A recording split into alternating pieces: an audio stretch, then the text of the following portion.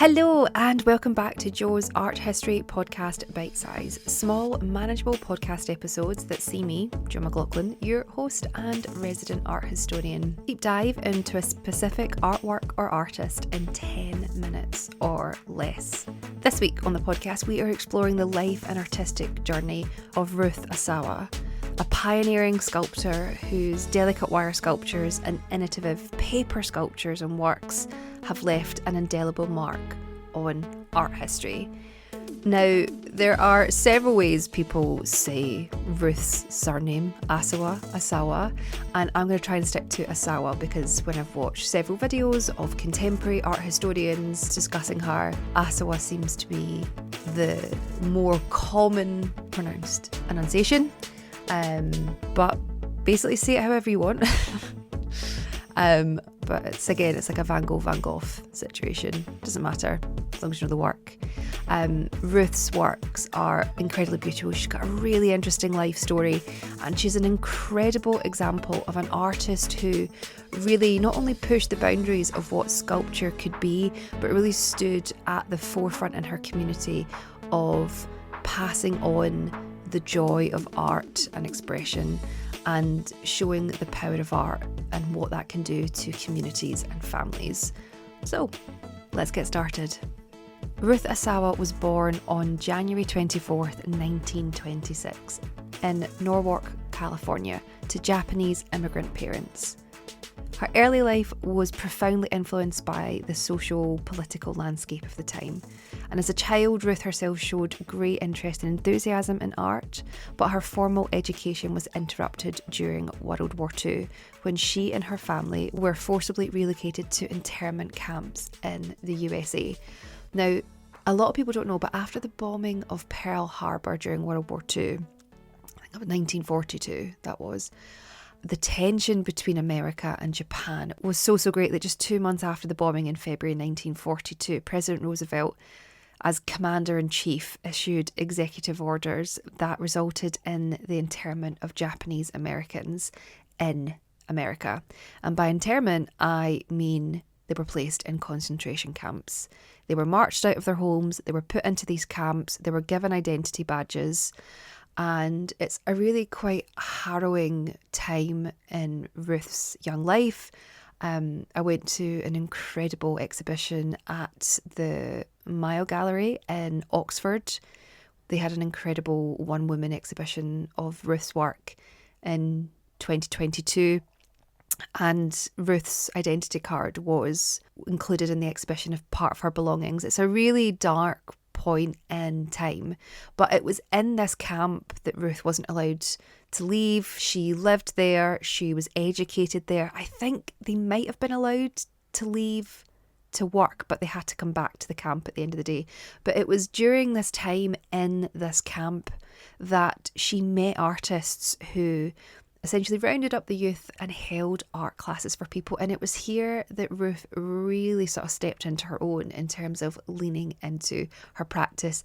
She also had her fortune told when she was in the camp, was actually told she should probably be an artist or would end up being an artist. So despite the hardships of the camp, it was kind of the place where her artistic expression began to flourish. And it was taking lessons from these other professional artists in the camp that inspired her to pursue her career. This period was crucial in shaping her understanding of the world and her place within it. And after the war, Asawa continued her studies and she actually trained to be a teaching assistant. However, it was upon receiving a scholarship after the war that allowed her to attend a prestigious art school known as the Black Mountain College in North Carolina from 1946 to 1949. There, she was exposed to the teachings of Joseph Albers, a former Bauhaus master who profoundly influenced her understanding of form, colour and material. It was Black Mountain College that Asawa began experimenting with wire as a medium, inspired by a trip to Mexico where she saw artisans creating wire baskets. And Asawa began to explore the possibilities of wire as a sculptural material. Unlike traditional sculptors who were carving or moulding their works, Asawa's approach was essentially to weave wire into intricate three-dimensional forms. These wire sculptures, characterised by their lightness and transparency, often took organic shapes with spheres, cones and loops. These forms seemed to float in the space, and they cast incredible shadows when they are suspended from the ceiling. If you've ever seen any of Ruth's work, it's so incredibly beautiful and detailed, and it does have this lightness to it that really keeps this air of magic and mystery around her work. And it just shows you, a bit like the Kusama episode, actually using a simple motif, or in this case, a very common everyday material, and elevating it to something beyond recognition. These sculptures are honestly incredible. If you ever get an opportunity to go and see one, if you're based in America and you happen to be in New York, I believe the Whitney have a couple in their collection, and you'll see them sort of dotted in and around different shows across London, but just keep your eyes peeled. Asawa's wire sculptures were revolutionary, and that was because of their simplicity and their sheer elegance. They are, as I said, they are so stunningly beautiful.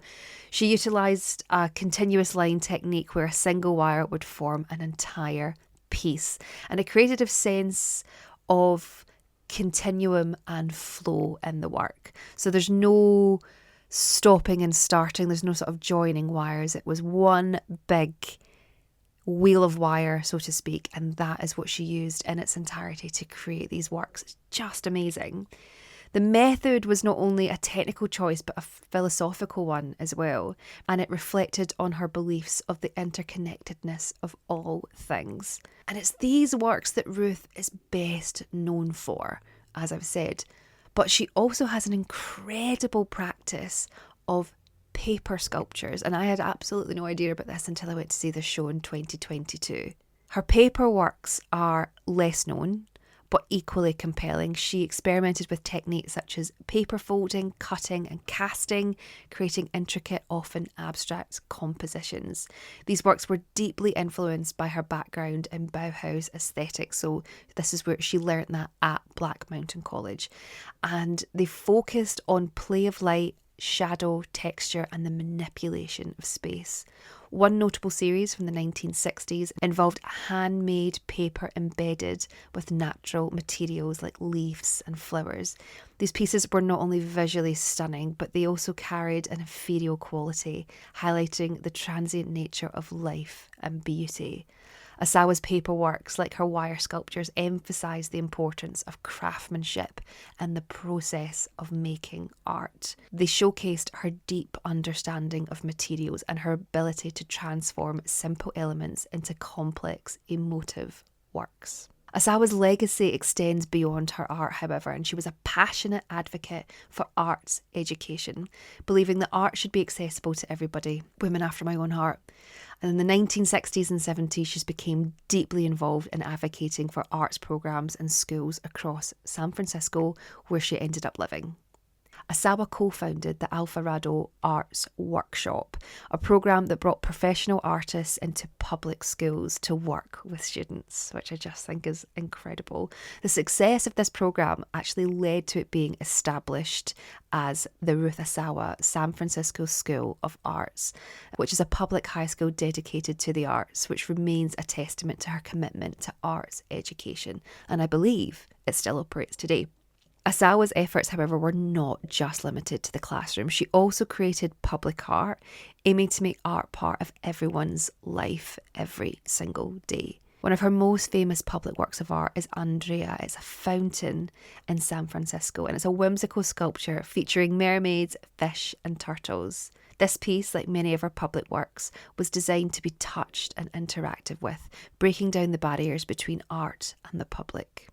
Asawa passed away on the 5th of August 2013, but her influence continues to be felt. Her work challenges traditional notions of sculpture, blurring the lines between craft and fine art, and her commitment to education has inspired countless artists and educators.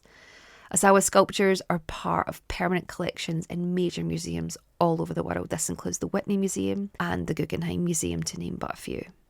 And I'll just sort of wrap up today by reiterating Asawa's dedication to pushing not just sculpture, but the materials that you can use to create art, and also giving people permission to get creative and mucky. Sometimes people don't know how to make something or do something until they're shown, and particularly around art and making, you sometimes feel that you have to be good in order to create something that's worthwhile. And I just love the fact that she rallied her fellow friends and artists and brought them into local schools to encourage children from a young age to really embrace their artistic sides, no matter what that is. So she truly is the living embodiment of art for all. Asawa herself once said, "Art is for everybody. It's not something that you have to be trained in to enjoy." And it's her life and legacy beyond this belief that reminds us of the power of art to transcend boundaries and touch the human spirit. And there you have it, another episode of Jo's Art History podcast, Bitesize. Small, manageable podcast episodes that see me, Jo McLaughlin, your host and resident art historian, deep dive into a specific artwork or artist in 10 minutes or less. If you've enjoyed this episode, please make sure to like, rate and subscribe. It helps other people find us and it means more to me than you know. And while you're doing that, why not share the podcast with someone you think might enjoy it too? If you'd like to support the future of the podcast, please consider purchasing and gifting me a book from my Amazon wishlist, which is in the show notes below. This will be used to research future episodes of the podcast, both full-length episodes and bite-sized episodes too. If you'd like to get in touch, you can do that in several ways. You can email me, joesarthistory@gmail.com, or you can find me on Instagram, which is @joesarthistory.